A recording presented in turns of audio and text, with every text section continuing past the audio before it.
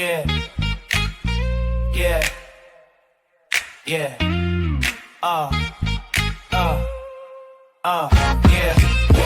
Yeah, it's your boy E-Man. Falcons Fandemic, we on that plan. All the hype in the city, let me break it down. Atlanta Falcons, wear the crown. Cruising down Peachtree in my Falcons gear. Pockets on the speakers, E-Man's here. Covering the news, all the buzz on the block. Fandemic family, yeah, we can't be stopped, yeah. Man, the Atlanta Falcons are going all in this free agency. And I need y'all to understand something right now. The Atlanta Falcons just completely gutted this roster and rebuilt it in a matter of days. Like they walked into the offseason with a sledgehammer and said, tear it all down. Kirk Cousins, gone. Darnell Mooney, hasta la vista. Caden Ellis, gone. Tyler Algier, gone. And they came back with Tua Tagovailoa, Jahan Dotson, Austin Hooper, and a wall of run stoppers. Now, is this enough? And who else is at risk?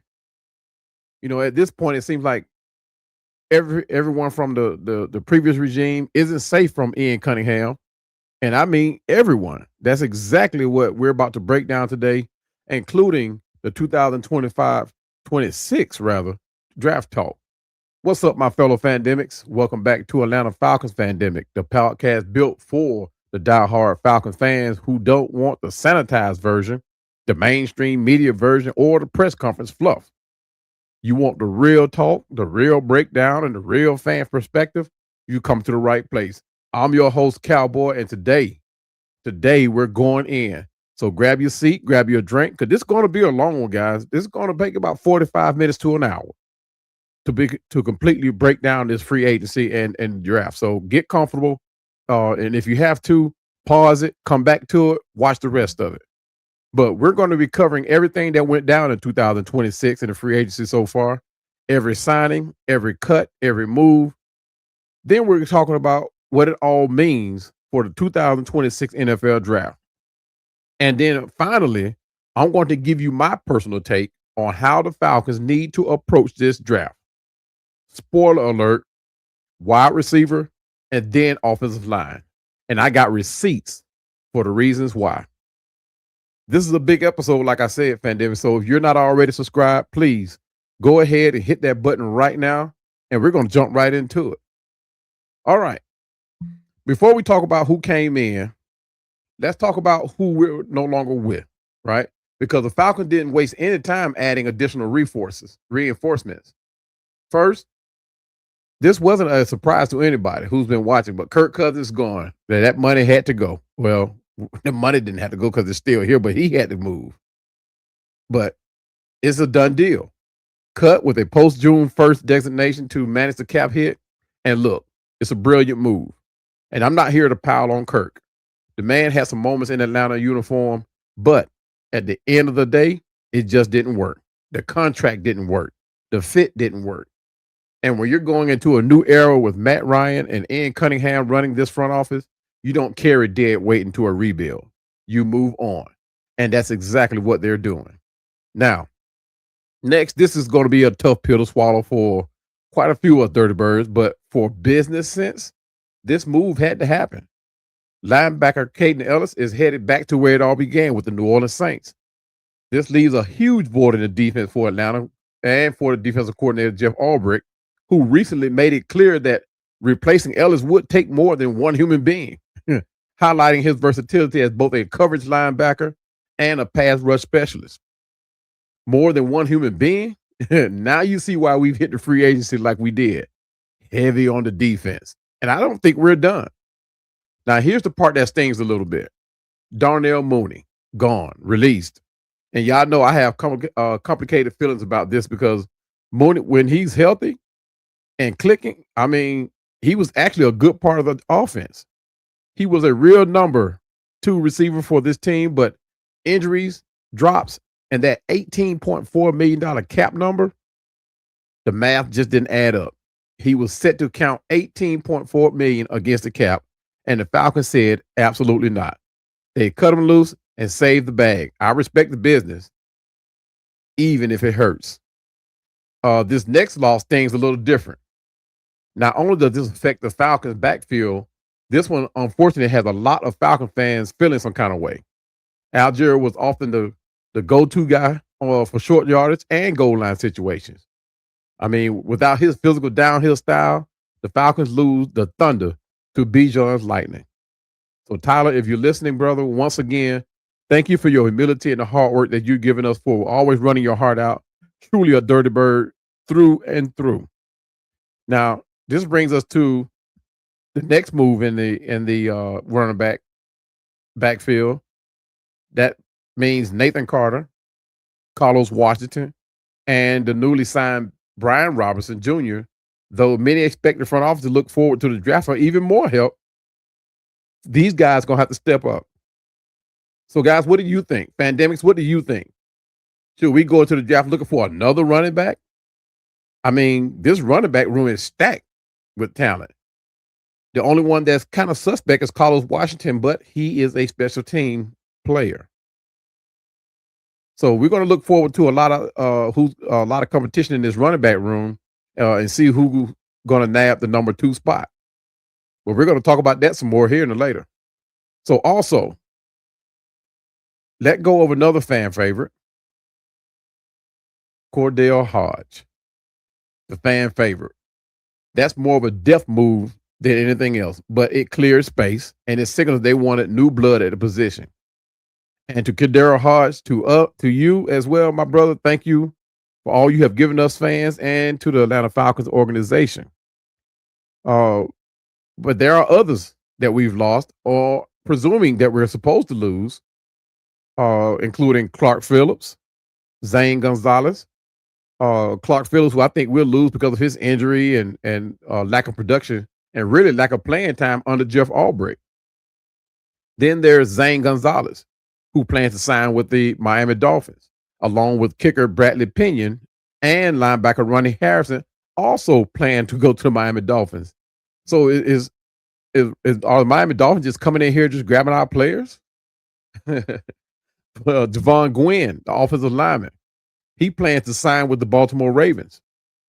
We lost also D. Alford to Buffalo. Arnold Ebiketie, edge rusher, signed with the Philadelphia Eagles. Felipe Franks, who I think went back to Carolina. And then there's Jordan Fuller. As the team moves to acquire Sidney Brown via trade, Fuller becomes expendable. And then there's Elijah Wilkinson, who ended up with the Arizona Cardinals. So we've lost a lot, but we've replaced a lot too. And I don't think that Ian is finished. Before long, I think this team is going to look a whole lot different than how it looked in 2025. Now, I encourage you all to go back and look at the video that I posted about the final video I did of Raheem Morris and Terry Fontenot. And I was telling you guys that when you make these kind of moves in the front office, the team that we love could be no more. But I had a bunch of content creators come after me and tell me that I was completely wrong. And like I said, I do not think that he is wrong. So going further, here's where we are when we're standing into the free agency. At wide receiver, we had Drake London at the top, and then basically Keishan Washington, along with David Seals and Dylan Drummond. I think they've cut David Seals, if I'm not mistaken. But that's it. That is the entire wide receiver room before the Falcons started making moves. Casey Washington, now y'all know I love this organization, but let's be real. This is not acceptable for any offense trying to compete in the NFC. We need to find more receivers. So they had to go out there and fix it, and they did, sort of. But we'll get into that. All right. So let's run down through the free agency signings one by one. I'm going to give you my real unfiltered take on each one. First and foremost, Tua Tagovailoa, quarterback. We're going to start with the big one here. He's that guy. He's the one that's grabbing the headlines right now. But he's an Atlanta starting quarterback for 2026. And before y'all start going crazy in the comments, hear me out. Yes, I did name him the starter for 2026. Michael Penix Jr. is recovering from ACL surgery. We don't know when he'll be back. We don't know how he's going to look when he gets back. The Falcons needed that bridge. And when they got for essentially veteran minimum money, Tua is that guy. And when healthy, he led the entire NFL in passing just a few years ago. 4,624 passing yards. He led the league in completion percentage. He's 44-32 as a starter. Not a wow, but it's solid. Now, this is not bad quarterbacking. And we followed Tua for more reason than another, but we saw that he made some questionable decisions at quarterback. But he was also playing behind a suspect line, one that was probably worse than ours. The question marks are the injury history and the concussion stuff that he's been going through. So I'm not ignoring that. But for what we paid for him, you can't complain too loud. This is a business at the end of the day. It's a business decision with risk management written all over. Kevin Stefanski knows how to scheme around quarterback strength. We saw that happening in Baker Mayfield. And like I said before, guys, I'm not totally 100 on Kevin Stefanski as the head coach and developing this young team, but I love his coaching staff. So I'm gonna still stand up and be 10 toes down with my Falcons through this rebuild and expect for us to be be competitive. So if Tua stays healthy, this offense could actually cook. Which brings us to Jahan Dotson, the wide receiver. Now, here we go. Jahan Dotson, 16th overall pick in the 2024 draft, 2 years, $15 million. I like this move. This is not a done deal as a star receiver, but he hasn't consistently put it all together at the NFL level just yet. 121 catches for 1,519 yards, 12 touchdowns in 4 seasons. Isn't exactly blowing off the roof, but he's only 24 years old. He's fast. He runs good routes, and he's in a new environment with a coaching staff that historically develops skilled players. If Drake London is your true number one, Dotson slide in as your number 2 and has every incentive to go ball out on a proven 1-year deal. So I'm interested. And then you have number 3 receiver, Olami Zaccheaus, wide receiver. Welcome home, Oz. He's back in Atlanta, and honestly, guys, I'm in love with this move. I'm here for it. Y'all remember this dude? His first career catch in NFL for 93-yard touchdown. 93 yards, the longest first reception in Matt Ryan's career at the time. He spent 4 years here originally, caught 94 balls for 1,328 yards. He knows this city, this fan base, and now he knows Kevin Stefanski's system from his time in Chicago. He is your slot receiver, your reliable check down option, your guy who does the dirty work. Not flashy, just solid. And in this league, solid is valuable. Which brings us to Austin Hooper, tight end. The prodigal son returns. A fan favorite, Hooper is back in Atlanta. And look, I have nothing but love for this man. 2-time Pro Bowler, drafted here in 2016. He was one of the best tight ends in football in 2018 and 2019. He knows the organization, more importantly, Kevin Stefanski and Tommy Rees. They love 2 tight end sets. They want to run 12 personnel. They want to use the tight end as a weapon. So you've got Kyle Pitts on one side, Austin Hooper on the other side. Defense is going to have to account for both of them. And Drake London and Bijan out of the backfield, that's a problem for opposing coordinators. This move makes the offense more dangerous. And like I said earlier, the Falcons recently went out and signed the very powerful runner, Brian Robinson Jr., who I think could actually make some noise in this running back room. One more move in an area I thought we would hit a little harder was the offensive line and its depth. But we did sign offensive lineman Corey Levin from Tennessee Titans, who can play guard and center.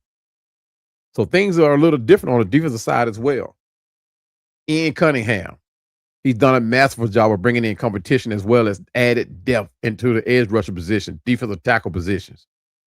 So this defensive overhaul is actually starting to look up as a bunch of hungry run stoppers. But they're pass rushers, they're edge rushers, and like I said, they are the run stoppers. So now let me talk about what I think was the most aggressive part of this free agency class: the defensive line and the edge rusher additions. Because the Falcons went and got 3 pass rushers all in one day. In one day. Azizi Ojulari from the Giants, second round pick in 2021. He set a Giants franchise record with 8 sacks as a rookie, has 22 career sacks. He's only 25 years old. This guy who had the pedigree and the motor, he just needs the right situation and the right coach. He's a Georgia Bulldog product, ATL roots. I'm sure that'll make a lot of you Georgia Bulldog fans very happy.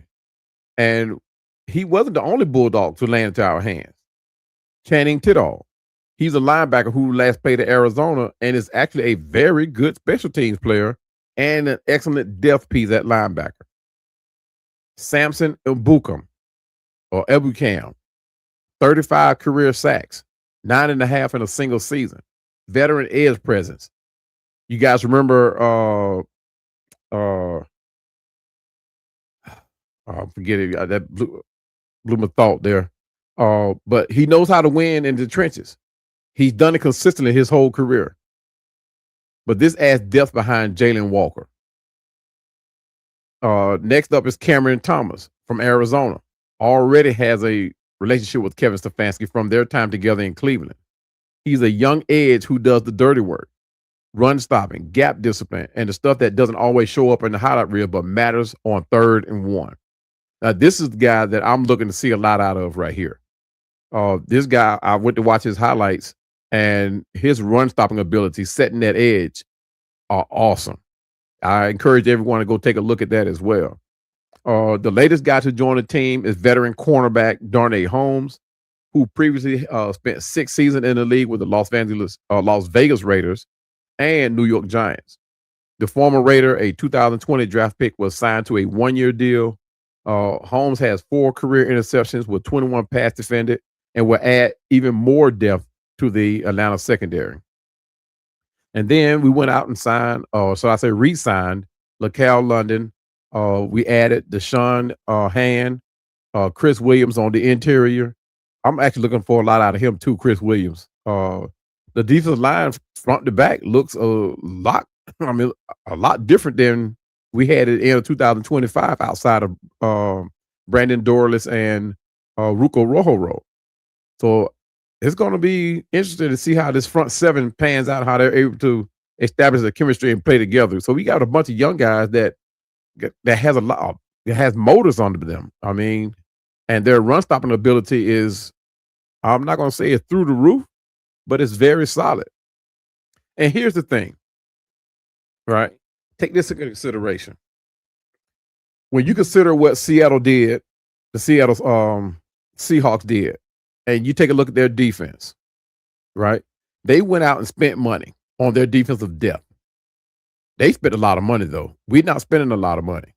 But Seattle has 8 pass rushers, and they was able to rotate guys out 3 deep at some of those key positions.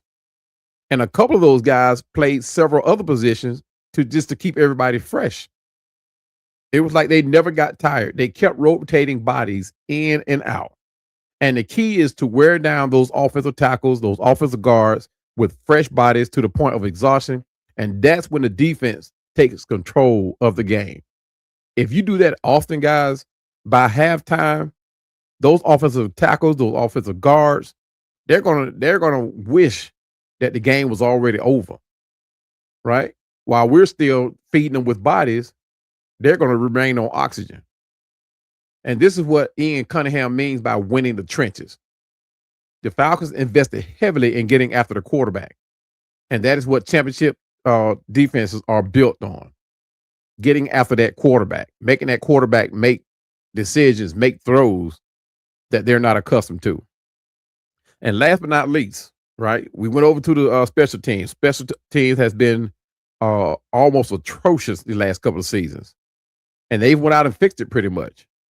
I mean, it was downright embarrassing at times last year. But Although Zane Gonzalez provided sufficient improvement in the field goals, Atlanta felt just wasn't enough. And Nick Foles is now your new kicker. 18 seasons in the NFL. He led the league in field goal percentage 3 years in a row. The man is Mr. Automatic. And Jake Bailey, our new punter, rather, all pro, a Pro Bowler after 2020, averaging nearly 47 yards a punt. No more praying every time the field goal unit runs out there anymore. The era is gone. It's done. We've addressed that situation. So now this is where it gets real, guys. This is where it gets real because free agency doesn't just add people. It also puts existing players on notice, players that are still here. We've already seen that. So let me give you my honest assessment on who should be feeling the heat on this roster right now.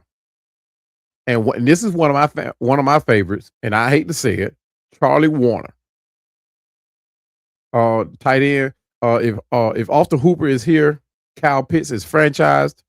What exactly is Charlie Warner doing? What is the plan for him?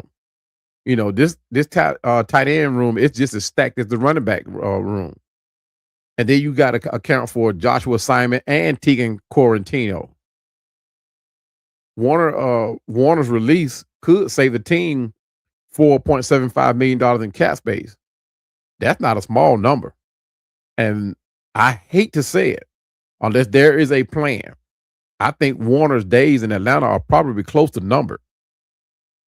It will probably definitely mean his last season.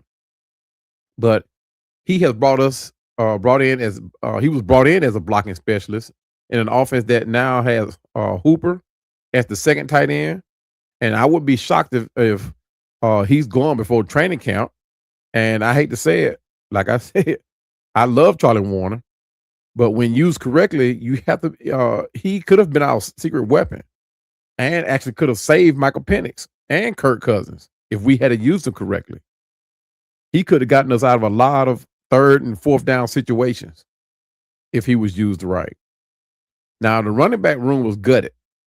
Well, I say gutted because Tyler Algier is gone and left in free agency.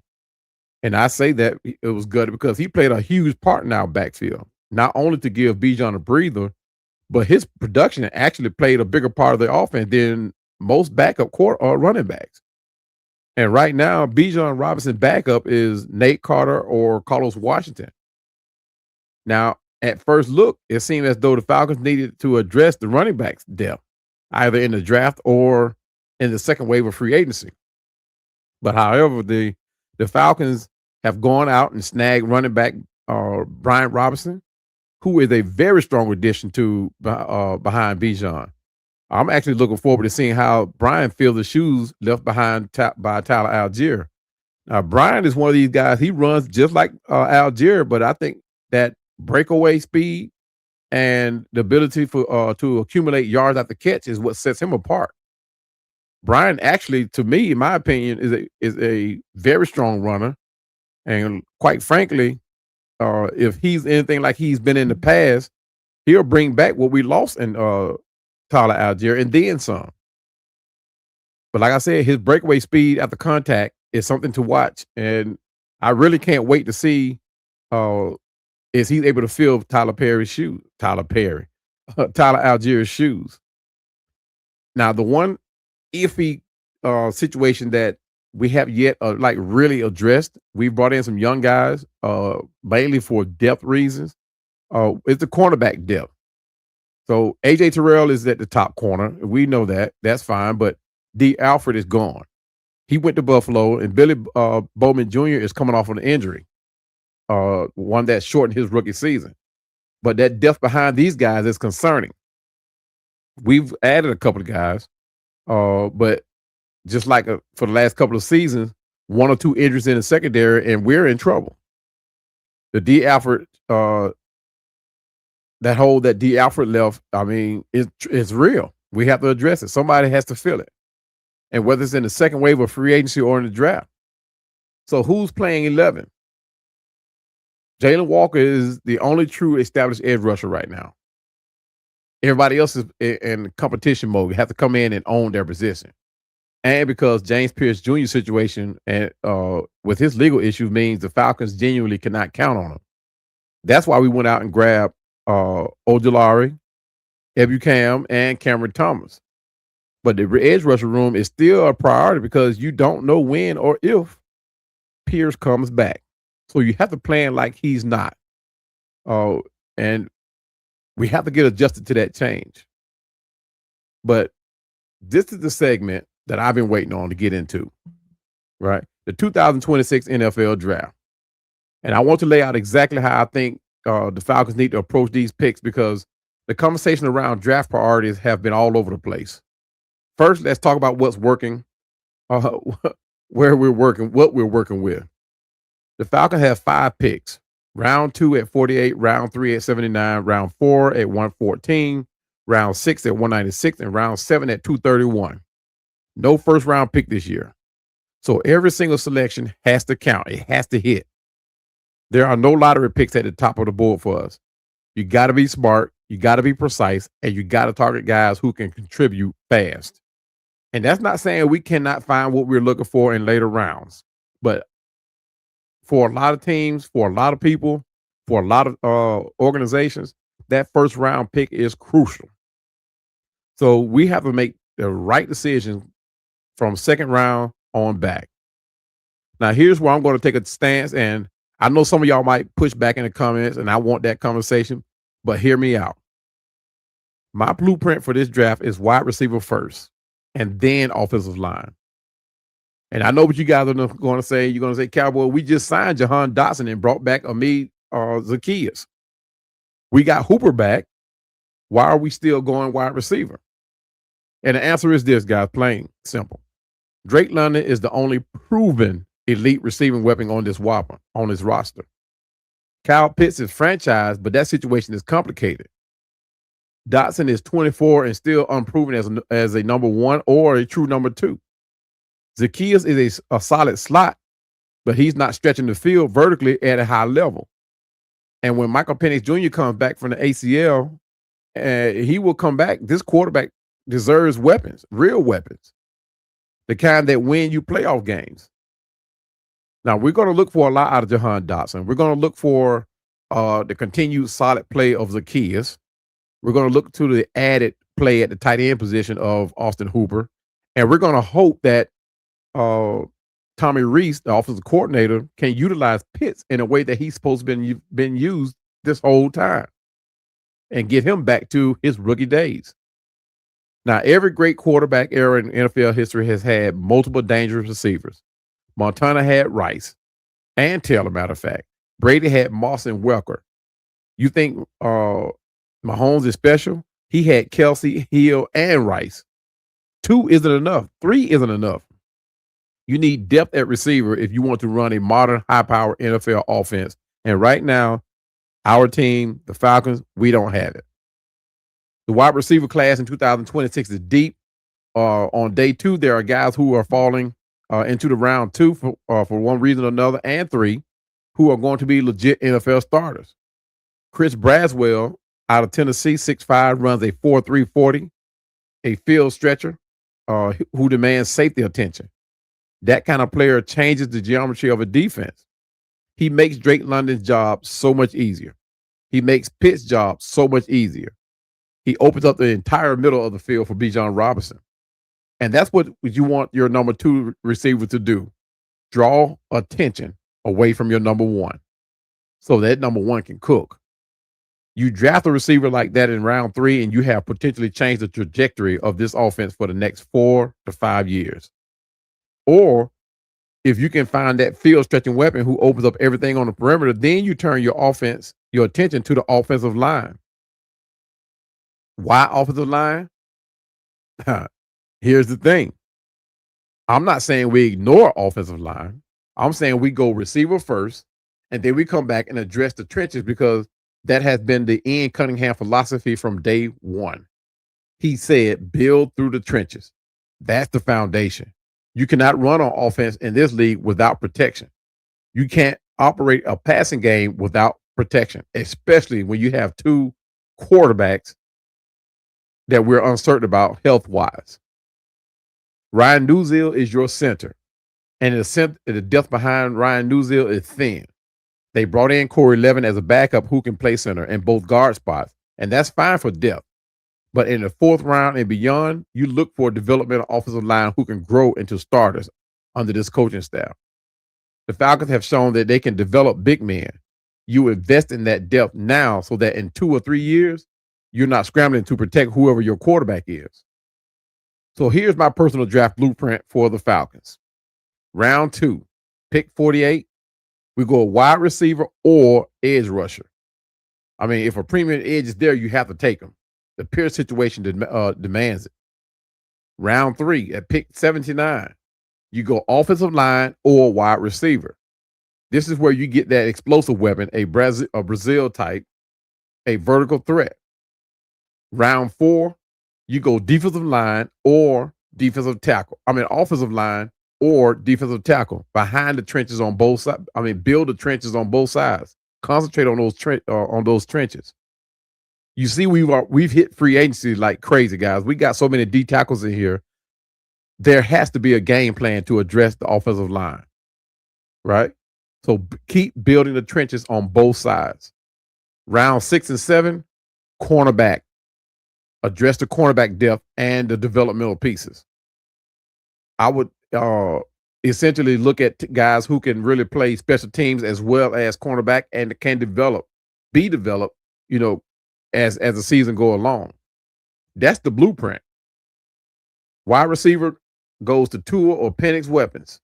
Offensive line builds the foundation for the long term, supporting the run game, which is now the focal point of this offense. Defense, you already got addressed in the free agency, but you don't stop looking. There's a second and third wave of free agency still that we haven't hit yet. Furthermore, you don't overpay for a receiver in free agency when this draft class is this deep at the position. You draft them, develop them, and let them grow with your quarterback. That is how dynasties are built. So the big picture, what does this all mean? So when I zoom out and look at everything, the Falcons cut dead weight at quarterback and receiver. They brought in Tua as a competent bridge, virtually no cost. They rebuilt that edge room, which was literally on life support. They added Austin Hooper back to run the 2 tight end set that Stefanski loves, and they signed a young receiver and Dotson, who has everything to prove on a new team. Is this the team that's a Super Bowl contender today? I mean, can they really do it? Honestly, I don't know, to be honest with you. I'm not going to sit here and blow smoke at you guys and sell you a fantasy, but the Athletic put it this offseason in neutral bucket, and I think that's fair. The Athletic went on to say that this is a team rebuilding towards something. The identity is being established. Kevin Stefanski is installing his culture. Ian Cunningham is making war room moves. And Matt Ryan, our guy, is overseeing a franchise he poured his soul into for years. Guys, this rebuild thing is not an overnight success. I guarantee it.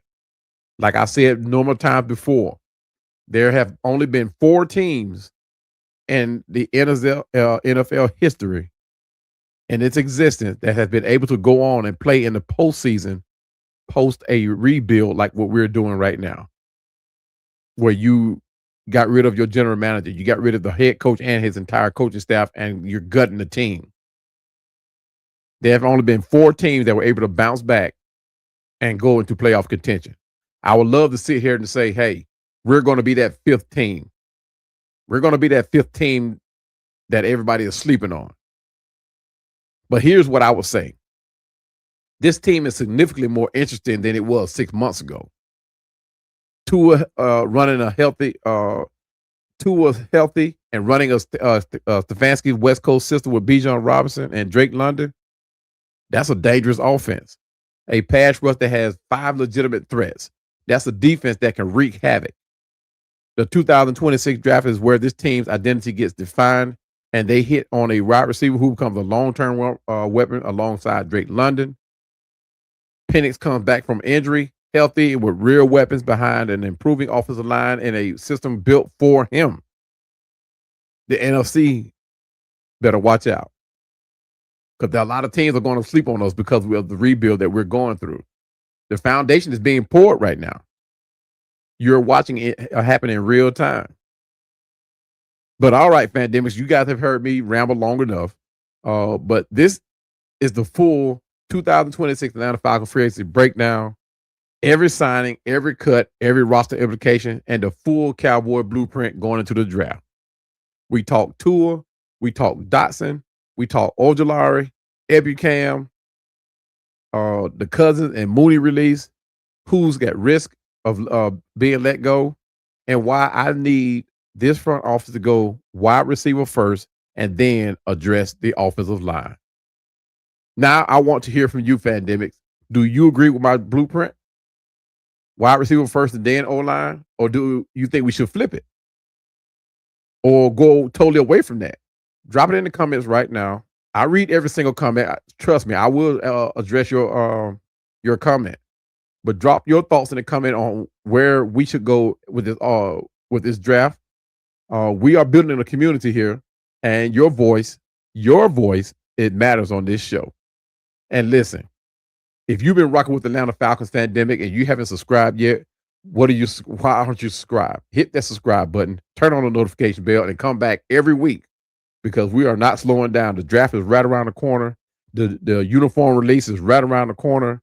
The free agency is still going on. So you got a lot to talk about. The offseason is still moving. We got a lot more content coming your way. You can find us on Instagram at ATL Fandemic. Follow us on X at AF_Fandemic, and find us on Facebook at Atlanta Falcons Fandemic. We are everywhere. Link everything in the description. Will be linked everything in the description. And as always, guys, I'm Cowboy. This has been Atlanta Falcons Fandemic. Rise up. We out. Yeah. Yeah. Yeah.